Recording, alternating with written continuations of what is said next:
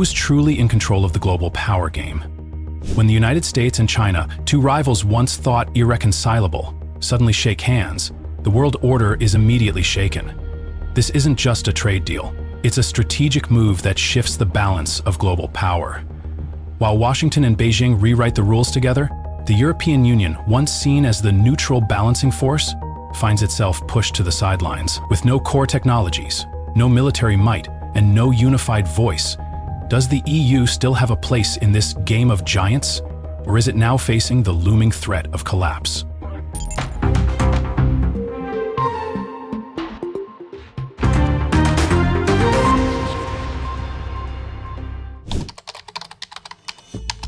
In March 2025, the world was taken aback when China, after 8 years of intense confrontation with the United States, extended an unexpected invitation to negotiate. The pressing question at the time was, what prompted such a sudden shift? Few anticipated that this change stemmed from an urgent crisis. China, the world's second-largest economy, was grappling with an unprecedented economic storm. Its GDP growth in 2024 reached only 4.5%, the lowest in 3 decades, signaling a rapid downturn. Despite its vast economy, youth unemployment surpassed 20%, leaving millions of young people jobless and creating a volatile labor force. The situation worsened with a severe real estate crisis.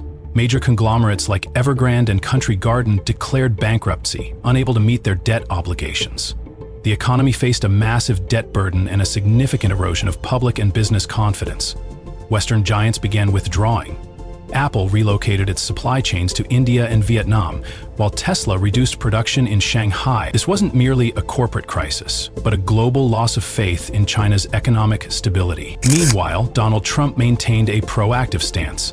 He agreed to negotiations but set forth 3 stringent conditions: reducing the trade deficit between the two nations to under $200 billion annually, granting access for American tech companies like Amazon and Google to operate in China, and establishing a robust enforcement mechanism with strict penalties for violations.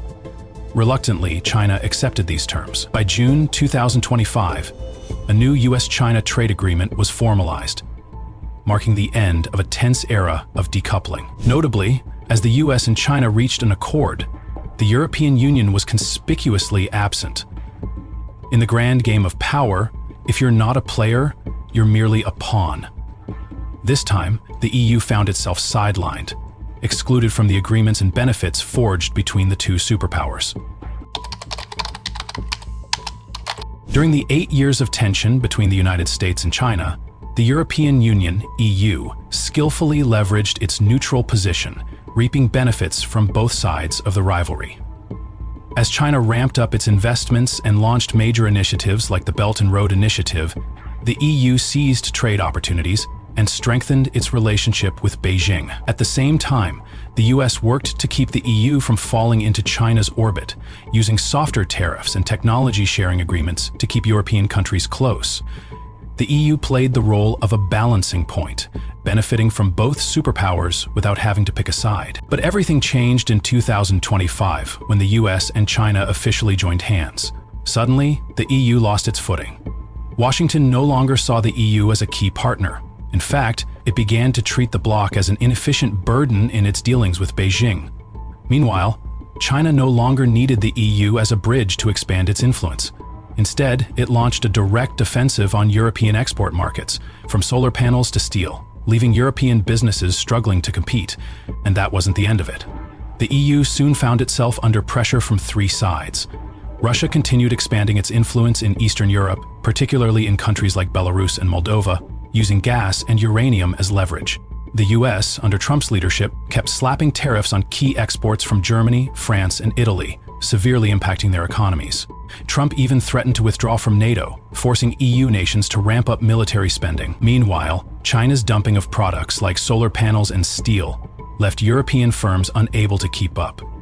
Worse yet, China lured Eastern European countries into direct partnerships, bypassing Brussels and eroding the EU's influence. With this triple assault from Russia, the US, and China, the EU has now been pushed into isolation and has lost its once pivotal role as a third player. Not only is it being excluded from the strategic game played by the two superpowers, but it also faces serious risks from this isolation, undermining its strength and influence on the global stage. The European Union, EU, is entering an unprecedented period of turmoil, not caused by external forces, but from within its own ranks. The growing divide between member states is shaking the very foundation once considered the EU's greatest strength: unity and consensus.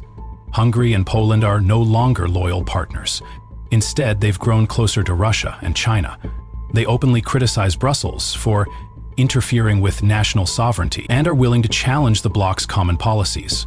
At the same time, Slovakia and Estonia are expressing dissatisfaction, wanting more control over their own finances rather than sharing the burden of defense spending across the Union. Even Germany and France, the twin engines of the EU, are facing rising tensions. Germany, with its focus on industrial interests, is pushing back against increasingly strict environmental regulations. France, meanwhile, is determined to build an independent military alliance outside of NATO, a move that Berlin resists due to concerns over excessive costs. The two sides have failed to find common ground, causing gridlock in many key policy areas. To make matters worse, the EU's decision-making process is slow and cumbersome. Every decision requires agreement from 27 countries. And when each has its own priorities, progress becomes sluggish and indecisive. Whether it's new challenges like AI, digital currencies, or defense, the EU consistently lags behind the rest of the world. Once a symbol of unity and collective strength, the EU is now mired in internal conflict. If it cannot soon find a new direction, these fractures could turn into a real breaking point for the entire Union. Europe is now facing the risk of collapse not only due to external pressures, but also because of deep-rooted internal weaknesses that prevent it from effectively tackling global challenges. One of the EU's most critical shortcomings is its lack of core technological infrastructure. While the US and China are leading the way in technology, Europe lacks tech giants like Google, Apple, Baidu, or Huawei. This leaves the EU dependent on importing software, microchips, and artificial intelligence (AI) platforms from other countries. Without a strong technological base, Europe cannot realistically compete with major powers in the digital age, where most advanced technologies originate elsewhere. Beyond its technological gaps, Europe's rigid and conservative political system is another major obstacle to progress. Any bold reform or large-scale investment is often stalled by strict regulations on the environment, labor rights, or minority protections. Young, innovative, and visionary politicians struggle to make changes within a system burdened by outdated structures. Instead of encouraging innovation and adaptability, the EU's political system tends to preserve the status quo, slowing development and much-needed reforms. Finally, the EU's strategy of neutrality is increasingly outdated in today's world of fierce competition and geopolitical tension. Europe has long tried to maintain balanced relations, being friends with both the US and China. However, neither Donald Trump nor Xi Jinping accepts this middle ground approach. Both expect Europe to pick a side, making the EU's neutral stance obsolete and irrelevant in a rapidly shifting global order. These three factors have left Europe weakened and increasingly unable to maintain a leadership role in a globalized, high-stakes world. Without a solid technological foundation, hampered by conservative politics and stuck in an outdated strategic mindset, the EU may soon find itself pushed out of the global power game. When Donald Trump decided to reshape the global landscape, he didn't opt for direct confrontation. Instead, he applied a sharp, three-pronged strategy. Each move was designed to push Europe into a difficult position while reaping enormous benefits for the United States. First, Trump launched a direct attack on the core industries of the EU through tariffs. German cars and French wines became targets, aiming to erode the EU's export advantages, forcing countries to choose between maintaining ties with the US or protecting their trade interests. But Trump didn't stop there. He implemented an even more surprising strategy, engaging China, but not in an equal partnership. The US demanded that China import agricultural products and components from the US and refused to make concessions on technology.